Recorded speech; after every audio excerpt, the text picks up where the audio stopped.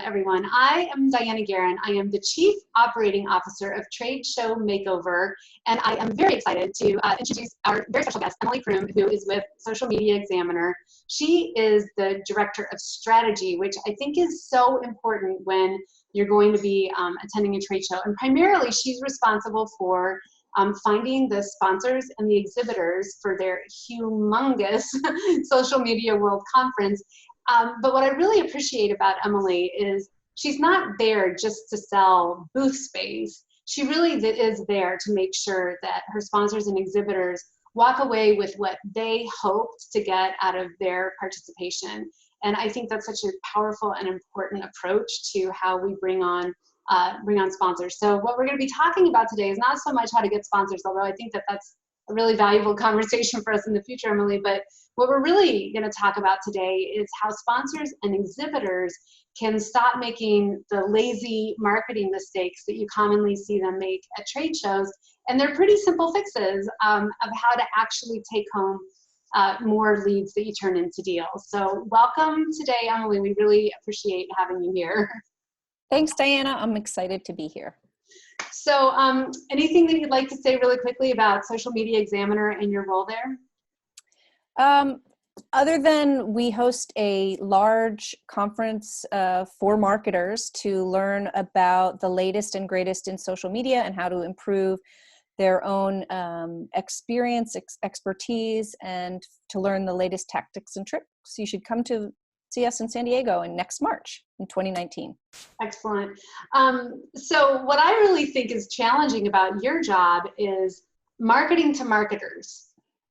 You know, there's just nothing like it. So whoever's listening today, you're going to get really the tips on steroids, because a lot of you don't have that particular problem of marketing to marketers, but that is a particularly tricky thing to do. So let's just start at the beginning. So what do you say, Emily, that businesses can do to improve their successes at their next trade show or conference? Well, I definitely think once you've made the decision to or selected a particular show that aligns with your persona or your ideal customer, you really need to create the plan. And I always say this doesn't mean just show up and throw up, okay? What we want people to do is to write down specific, achievable, and measurable goals for this activation. You're spending a lot of money, your brand is naturally worth it, but how can you maximize that face-to-face time that you have in front of your next best customer? So write down the plan. Find out what is going to make this event a success for your company. Well, what I really loved was before we started recording, I really loved the story that you told me about one of your marketers who was very successful at your show. Could you go into that story a little bit? Because I think it really paints the picture of how to be successful and how to create the right plan before you go to the show. Absolutely. And one thing I didn't mention was this sponsor came in as a referral. One of their customers said, I went to this absolutely amazing marketing conference. I think your customers are going to be there because I'm there, and I think you should come. So that opened the dialogue for me. So never discount the value of referral for any marketing or any sales business. So they came, they had evaluated, what the makeup, the demographic of the attendee was, and they were not necessarily squarely in our wheelhouse. They were a related product. They were more of a general business software solution. But they looked at our demographic, they looked at the size, they looked at who they were going to be talking to, and they made a specific goal based on what they were going to be doing. And they said, we're looking to do X amount of demos of our software, and we want to sign up Y number of customers. And because they had did the analysis, understood where they were going to be and what was going to happen, put together the plan, wrote it down, put it up there, they exceeded their goals. And I thought that was the smartest way for anybody to approach this, because I think a lot of people just really don't even think that far. Do you find that helps you help them pick the right level of sponsorship and the right sort of Absolutely. How they demonstrate? Because I imagine a lot of conferences, including yours, have many, many different levels of ways that you can participate at the show. And it seems to me that if you come in with a really strategic goal like you're talking about, that you can help them find the right fit. So they're not spending too much money, but they're getting the right exposure. Is that right? Absolutely. One of the first things that we do is sort of a forensic audit of their business, what they're doing. I look to see what signals I can discern from this company of what they've done in the past or what they're predicting they're going to do in the future. I see what shows they intend to be at, which might be in alignment with mine. And then I ask the question, what's going to make this a success for you? And what are you being measured on? It's also helped me get to a no quicker, where I have asked that question and learned from a field marketing manager that, one of their metrics for success was pre and post marketing lists, which I don't happen to give. Right. And so, from that point, it wasn't going to make sense, because if that was the metric for success from her management and that was how she was being measured, if that's not something that I could give or overcome with, other services that I could, then it didn't make sense for us to work together. If it's a deal breaker, it's a deal breaker. Time to move on. That's good. We could go into all sorts of conversations, and probably should at some point, about what to ask for from the organizer. So how do you make sure that sales and marketing are in alignment at the event, and what's important about that? Great question. I think for a lot of companies, it's a culture. And if the culture of communication, and they're divided organizations, that's not necessarily something I can impact, but I can ask the question. So when we're working with an event planner or an organizer, I'm small enough that I know who the attendees are that are going to be staffing their booth ahead of time. And I ask clarifying questions, and I also connect in with these people, and I can determine, is this a salesperson or not? And I encourage, the event person that may not understand sales cycles and close and conversions and attribution and all these other conversations that salespeople are concerned with. Yeah. So how can they come up with a plan that's going to bring those two together? Make sure that, the objectives are clear, that there's clear staffing and protocols. People have time to do their other work. I'm in sales. I know that anytime I'm away from the phone means that I may not be closing the deals that I need to for my pipeline or forecast. And so making sure that there's alignment there together. We're going to be at this show. We're going to be looking for this new customer, talking to existing customers, doing demonstrations, and then making sure that everybody is in alignment. I can help facilitate that conversation and help them put together that plan. That's perfect. That's great.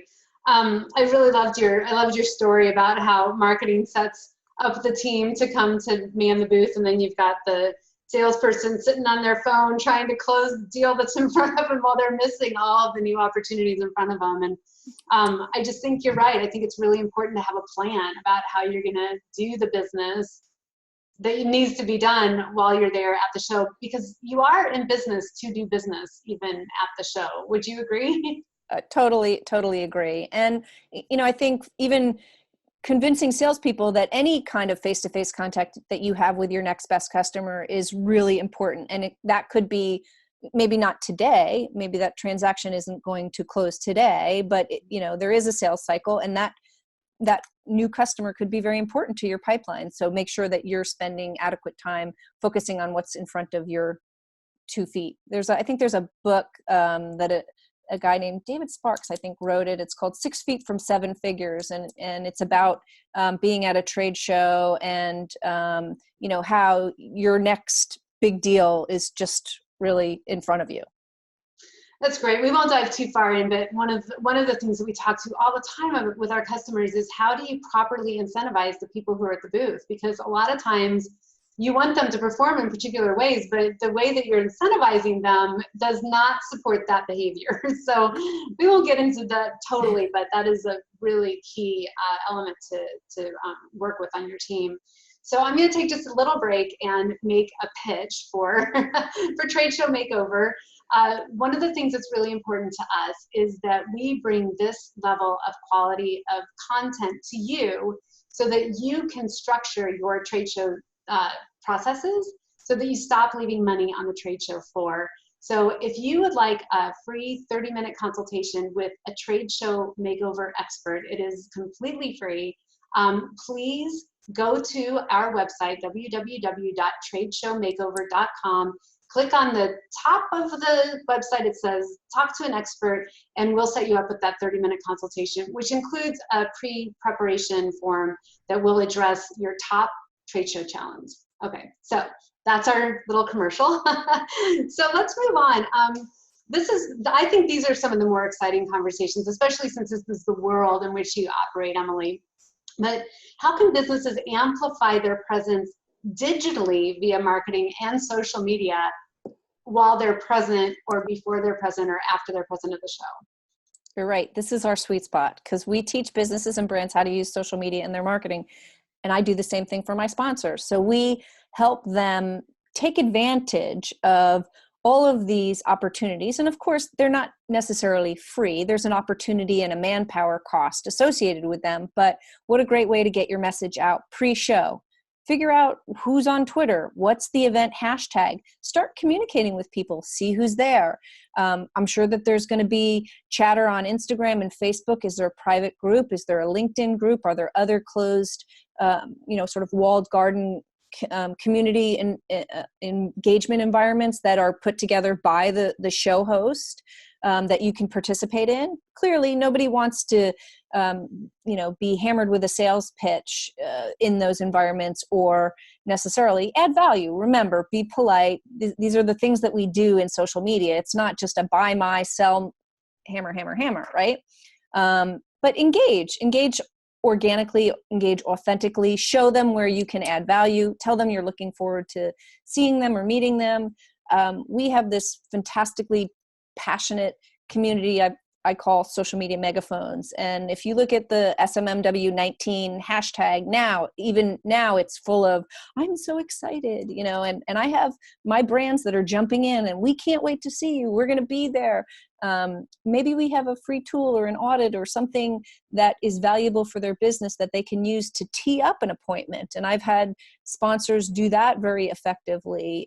We help our sponsors market by giving them a digital ad unit that says, we're a proud sponsor. We encourage them to use that. They might write posts. They might talk about their trade show experience. They might tease what's going to be happening there with their brands. And so using social is a really great way to get people excited and get yourself excited about coming to a show.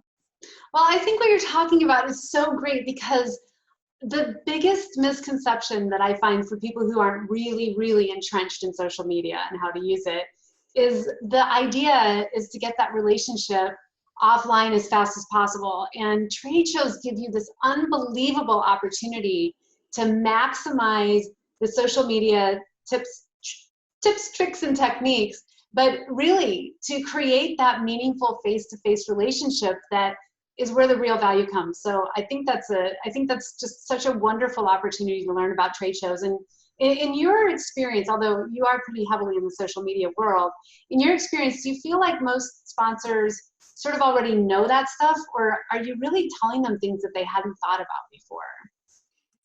I think it depends. A lot of this is industry driven, and I'll give you an example. There's some vertical social media shows, social media for government or social media for defense. And again, it's social media. You would think that they would be there, or social media for fintech, regulated industries. Sometimes they're prevented or prohibited from certain conversations, or there's got to be, disclosures or other things that happen that maybe make people sort of a little leery of engaging that way. But again, at the end of the day, we're all human beings. We're all people. You have to eat. You have to, you should network at these things. And there's other opportunities to connect. It doesn't all have to be driven about, the end of the objective is a sale. It could just be making a connection, because that person is going to introduce you to someone. Again, going back to my earlier story where someone who had attended our conference as an attendee had a relationship with a service provider, a software provider, that they said, I think you should go to this show. So referrals too, they don't happen in a vacuum. It happens because people are happy, they've had a good experience, they've received value, and don't discount that. There's value in that for all of us all around. Yeah, that's perfect. So how can a business measure their success? And especially, what is a good post-show plan? Well, I think when you initially write down what your plan is and what your objectives and what you're trying to achieve, it's easy to then go back and, conclude, did we meet these metrics? These key performance indicators or KPIs, were we successful because whatever, quantity, quality, metrics we put in place. So using that to review and setting aside time to do a post-mortem is really important. And I think that you have to have a mechanism in place. Don't let the leads that you've scanned, all these great badges and contacts and things that you've scanned, just dissolve into the ether. Make sure they're put properly into your CRM system. Assign a source, assign a new salesperson to follow up. Hey, it was great meeting you. Even if it's a sequenced drip email that might be automagic, and it still comes from you, like, hey, I met you at the show. It was great to see you, or some reminder or something. Having those plans and process in place to take those warm, exposed leads and then further nurture them down your funnel into a way that you can convert them. Maybe there's a newsletter you need to sign them up for that you would like to, create ongoing communications with them. Maybe you have a regular webinar series. There's other virtual ways that you can stay in touch. And again, this is all permission based, but you need to set that up ahead of time. And then, then that's turning that over to the salesperson. That's their job for close. We have people that do a lot of, it's sort of broadcast follow-up. You could write a post about what you learned at the conference. You could shoot a video. You could create some valuable resource that you can then share with those people that you saw at the show. Well, it was really great to meet you. And here's my top 3 things that I took away. What were yours? Start engaging.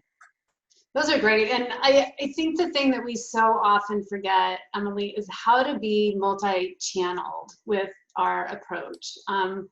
Because, the thing about email is email's not going away, and it's a really powerful tool, but email's so good for transferring data. It's not really awesome for conversations like content can be, or blogs or videos, or I noticed this about your company and I just thought that this might be valuable to you, as a way to create that meaningful connection to start, so you can start to build that trust that does ultimately turn into business. So I love those ideas. Blog, shoot a video. Any video tools that you're using to reach out to your marketplace? Oh gosh, there's quite a number of different really cool, unique ways to connect with people.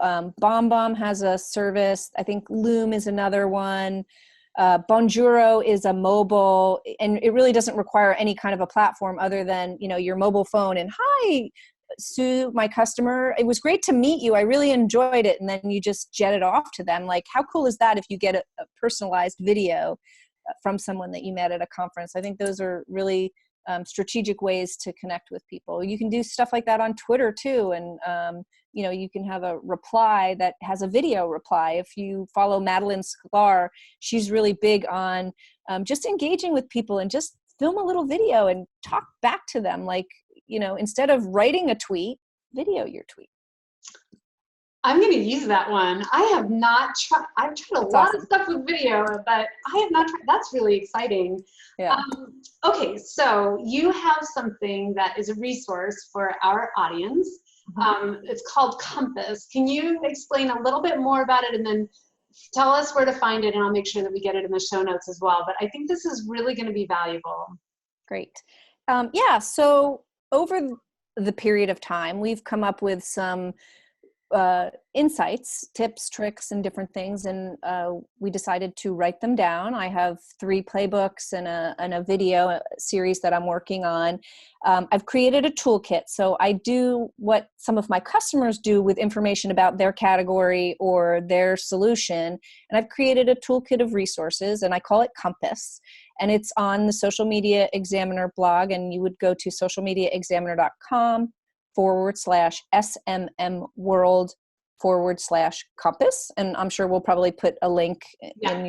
in your notes or your show notes. Yeah. And it's just a compendium of a couple different resources that you can consume at your leisure. It's food for thought. It's a way to help you think strategically about your event planning, managing your presence, and goal setting for your business. So it's fantastic. Well, I'm really impressed with all of the resources that you provide your sponsors. So if you are a company that sells into the social media world, you should be talking to Emily about how to get in front of her audience, because she has like 500 different ways that you can be a partner and a sponsor with a Social Media Examiner. And it's not just your main event. You also have newsletters and websites that you can appear in front of your audience. And I'm just incredibly impressed with your programming.